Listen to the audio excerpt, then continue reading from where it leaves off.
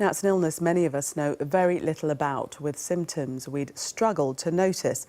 But for those who suffer from body dysmorphic disorder, its effects can be debilitating. Hundreds of children across Britain are missing years of school for fear that they are ugly. In this special report, Rebecca Williams gains exclusive access to the only specialist unit in the country that treats those affected.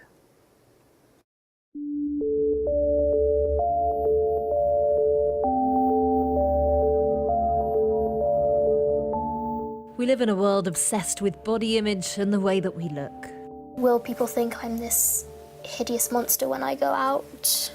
But what happens when the way you think you look completely takes over your life? I used to sit in the lounge and with the curtains drawn because I was paranoid that someone would look in. Children and teenagers up and down the country are battling with body dysmorphic disorder. I was so ugly that I just wasn't worth, to keep going. And so I just tried to end it quite a few times, I think. BDD is an obsession with flaws in a person's appearance that others would barely even notice. Many cases whereby they've actually done self-surgery, so kind of injecting their lips with saline solution, trying it on themselves. So it is far worse, one of the most distressing conditions I've worked with. The Maudsley Hospital is the only specialist unit in the country to treat those affected, and we've been granted exclusive access to tell their story.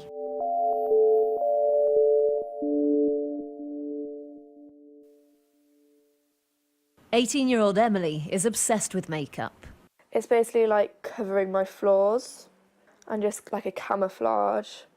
For me, it's just my face in general. I just hate the way that I look. Her body dysmorphia has got so bad that she's missed virtually all of her secondary education. I've tried to hang myself, but they were all failed suicide attempts. And I felt disgusted with myself and hideous. I just didn't feel pretty enough to even be in front of my family. Right, let's go. But Emily is now getting help. Therapy and medication seems to be working. And today she's making the 200-mile journey from her home in Stafford to the Maudsley Hospital in London with her dad, John. At the start of the treatment, she wouldn't even leave the house. For 4 years, Emily was a school refuser. We couldn't plan, we couldn't go on holidays, couldn't have any family holidays. Even things like Christmas, family Christmases, you couldn't organise those because we could get to a point where we were about to leave the house and she wouldn't be able to go. This service will shortly be arriving into London Euston today. For children and teenagers with BDD, getting a diagnosis can be tricky because it's an illness that very little is known about. I might get something, sort of fillers in there, just to do that. And then my chin is really masculine. It's really sharp and square, like a man's chin. On the other side of London, Megan is still struggling terribly. Megan was a straight-A student, but has left school with very few qualifications. My mum would drive me and we'd sit outside school and I'd just cry. I worry that, they're all looking at me and thinking and looking at everything that's wrong with me. Leaving the house is still a difficult task. A little bit nervous because at this time there's going to be some kids walking down from there. The two girls from the school who are going to come down here. For her, the build-up can take hours, especially if it's busy outside. And what's it like inside? Very jittery. Yeah. If I said, let's walk to the end of the road? No, I think I'd rather just go back inside. You can't give it a go? Mm-mm. Please be honest, I just want to know. Am I ugly? Both Emily and Megan say social media doesn't help with their illness. We've masked these youngsters' identity, but they're seeking reassurances about their appearance online. Pretty or ugly? On the likes of Instagram, there are still hundreds of thousands of harmful body image posts. And on Facebook, certain groups where members discuss taking laxatives and 200-calorie-a-day diets. Facebook and Instagram insist they are deeply concerned about the well-being of people using their sites and don't tolerate content that encourages self-harm. Back in January, 17-year-old Elias's BDD got so bad that he was treated as an inpatient in hospital for 2 months. I got to the point where I was like, makeup isn't enough. People can still see my face. I hate the way my face looks. I just can't bear people looking at me. And so I started wearing this, like here, and then the hat. But Elias has since made an incredible recovery, despite missing out on 2 years of school.